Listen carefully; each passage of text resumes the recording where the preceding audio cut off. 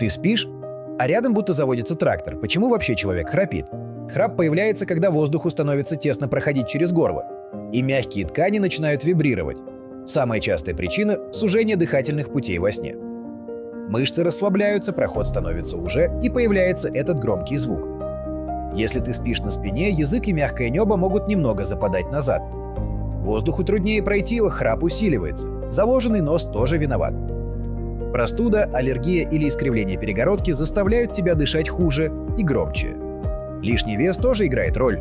Ткани вокруг шеи и горла сдавливают дыхательные пути, особенно ночью.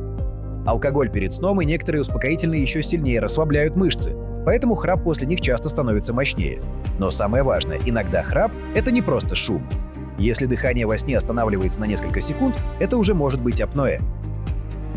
Признаки тревоги – громкий храп, паузы в дыхании, утренняя разбитость, головная боль и сонливость днем. Что помогает? Спать на боку, лечить нос, снижать вес, не пить алкоголь на ночь и следить за качеством сна. Так что храп – это не просто смешной ночной звук. Иногда это сигнал, что твоему организму не хватает нормального дыхания. Слушай свой сон.